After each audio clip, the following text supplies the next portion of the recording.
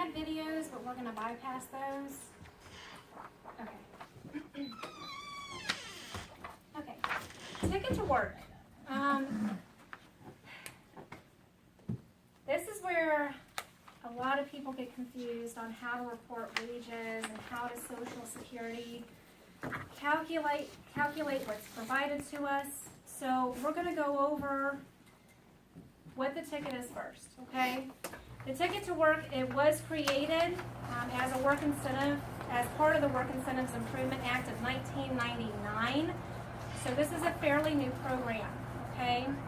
The Ticket to Work is an employment program administered by the Social Security Administration. What is a ticket? Everyone thinks that they're going to get the Willy Wonka gold ticket in the mail. That is not what a ticket is. It used to be. We used to mail out a ticket. Yeah, a little certificate ticket. They did. I think I had one. We no longer do that. You may receive in the obnoxious amount of mail that we mail out to you, because I know that we tear down some floors for the amount of mail that we mail in.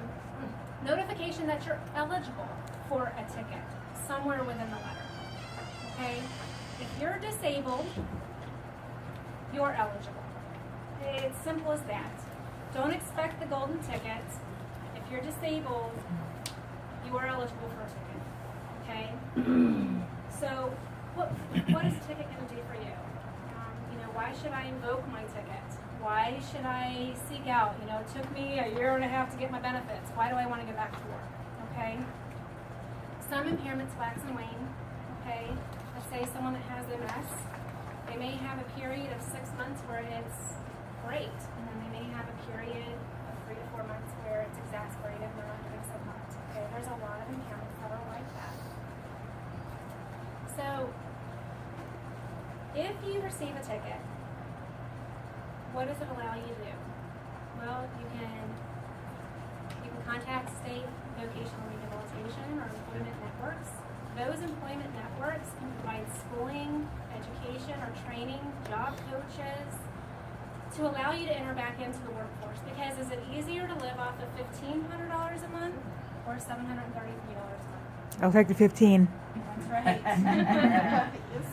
That's right. Because I know when I go to the grocery store, one little plastic bag is like $50. It's not even full. So, cost of living is extremely high. Okay? But invoking your ticket allows you to enter into, receive help entering into the workforce. Does that mean that your benefit is going to stop? No. That's right. It's not going to stop. Okay? That's what this work incentive was put into place for. Because people might want to try to enter in the workforce, but if you're only going in at a part-time basis, can you afford to pay your bills without your monthly benefit? Because now your bills are based on this set amount. Okay? We removed that. What if you don't succeed? Okay? This program allows you to succeed if you want to. And I say that it is voluntary. We're not going to push you into the program, force you to do it. If you want to try it. And it allows you to test the waters. You might wonder, well, maybe what if I don't last 3 months? Or what if I go 3 months and then I'm able to do it? And what happens with my benefit? Okay? I want to focus on that because we're not going to take your benefit away immediately. And I quickly made up some tables because we don't have any. I was searching for them to kind of explain the differences on how we calculate benefits, how you go into pay, sometimes you might not, in and out, and how we evaluate work. Okay? Now the requirement for the ticket, children cannot use a ticket. Okay? Because we are not judging their ability to work. Okay? So you have to be 18 to 64. And the reason we cut you off at 64 is because that is the magic age that we're no longer going to evaluate you medically. Okay? At that point, you're so close to your full retirement age, we kind of consider you retired. Okay? So 18 to 64 is the only ages that you can participate underneath the ticket. What's great about the ticket? We've talked a little bit about continuing disability reviews. Well, if you have initiated and you're active, okay, because we have some that initiate and they never go to work. So if you have a ticket and you're working, we are not going to do a medical review on you for the entire period that you're using an active ticket. Okay, so that means No more paperwork that you have to fill out trying to figure out who you went to the doctor for. No possibility that we're going to cease you medically because you've invoked your ticket and you're using it. Okay? That is for both programs. Okay? So I want to touch base. I'm going to do SSI first because 90% of what I'm going to go over is for disability insurance benefit recipients. This one little bit that I'm going to show on how we evaluate wages and how we calculate them is really all that is directly associated with SSI. Okay? So let me pull it up super fast and go over that table really quick. Okay. Who do I turn that thing off? Sure. Yeah, see what I got talking. Oh, they keep on my leg. I can't put my feet It's on. coming right here on my leg. Can you control it right here?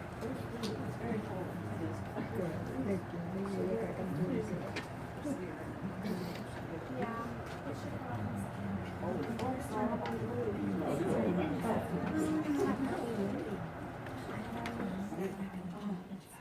Okay, it's coming up. So it's really light, it's coming up slowly. I shouldn't have turned it off yet, I kind of forgot about that. So for SSI, if an individual is working, okay, and I did some just little examples. I didn't go flamboyant with wages. Let's say you're starting out under your ticket, okay? You made $200 for the month.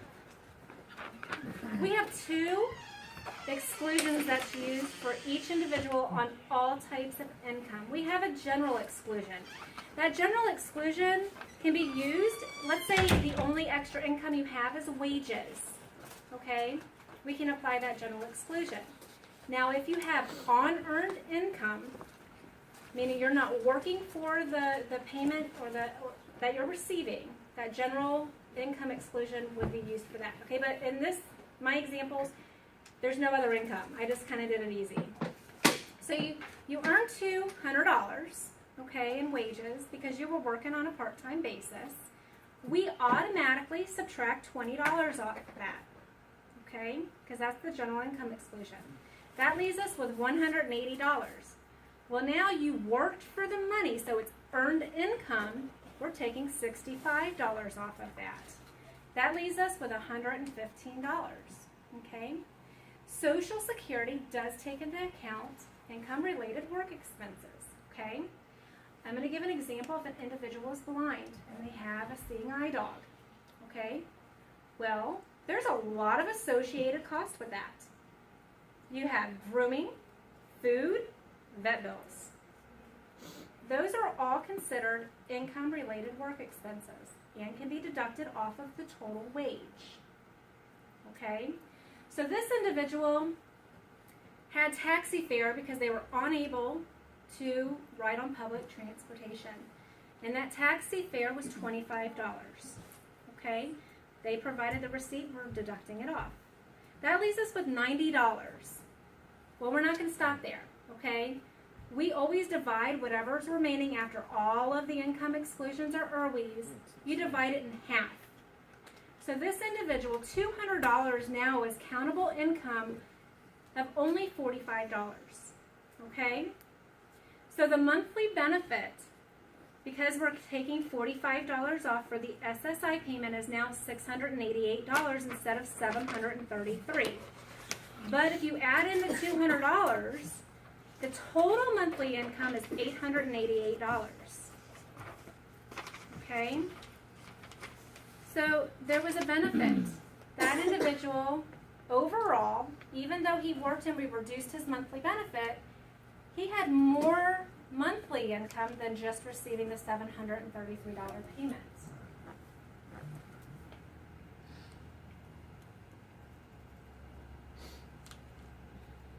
Okay. The next example, they made $250. We're taking away the general income exclusion because there's no other income coming in, which leaves us with a $230. Oops, sorry.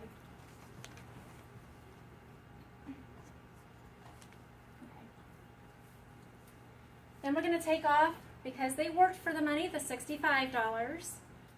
We have $165 left. We're going to divide that by 2. The countable income for SSI benefits is $82.50.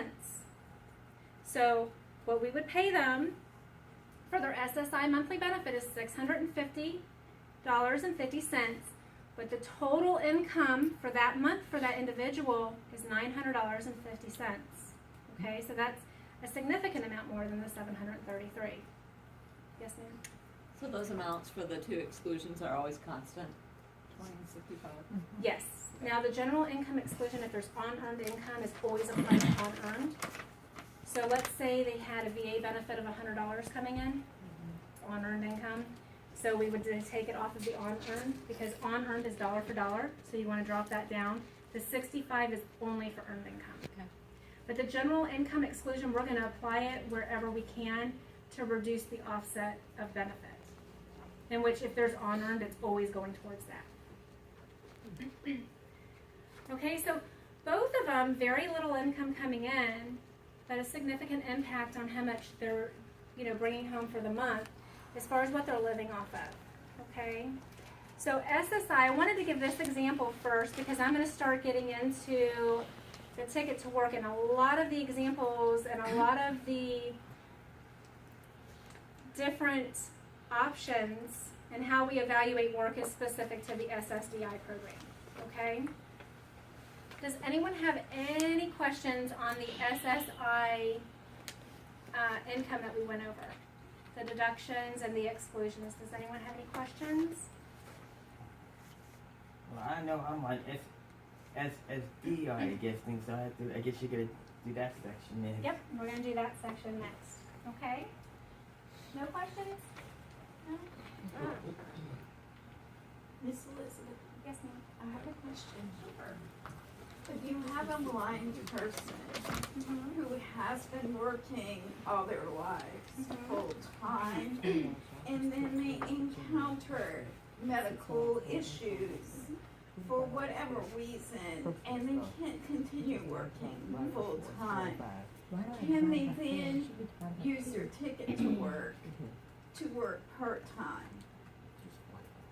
So they become unable to work, we find them disabled, now they want to go back part-time. Is that the scenario? That they're disabled and now they're going to try to go back to work? They're disabled, say they're blind, for Okay. example. Okay. And they've already been working their whole lives. Mm-hmm. Say they become ill and can't work full time anymore. But they need to be able to get back on disability. Okay. Can they then claim their ticket to receive their SSDI? No. No, they can't. Because the key word was is that they had been working and they continued, and then all of a sudden they became unable. We would have to find them disabled first. So you have to be receiving disability. You can't be ceased due to work or anything like that. It has to be based on your current eligibility. So they would have to stop working completely Not completely. to apply for SSDI? Nope, they would have to just go under the threshold. Okay, so let's say they're stat blind. That's a little different for SGA. That's 18 and change. It's 18. Where is it? 1820. So if they were at 18, 19, and even, we could take a claim on them. We could reestablish their disability. They could continue working at that part-time basis. So if a person is, for example, 45 years old and they're blind, they've been working and then they have a stroke or something, then they need to apply for disability. What I'm asking you is, do they have to completely stop working to apply for disability and receive No. their SSDI? They have to be under the SGA amount. They cannot be making more than what we say they can make. So for a blind individual, that's $1,820 per month. So as long as their wages, gross wages, were under that amount, we could take, process, and receive a disability decision on them. Okay, so they could earn $1,800 and still continue working. Absolutely. A non-blind individual can make $1,129 a month gross. still file for disability, still receive a decision, and still receive a benefit. Absolutely, that's just magic numbers, and it changes every year. SGA amounts change every single year. It goes up. Usually. Didn't go up this year. Hopefully, yes. Well, like- Normally it goes up. If it doesn't go up, it stays the same. Well, as the minimum wage goes up, whatever the minimum wage is, and it goes up, and I would think that would go up too. Sometimes. I would think that, because if the miniature wage was what is the miniature wage now? I don't have a paying job.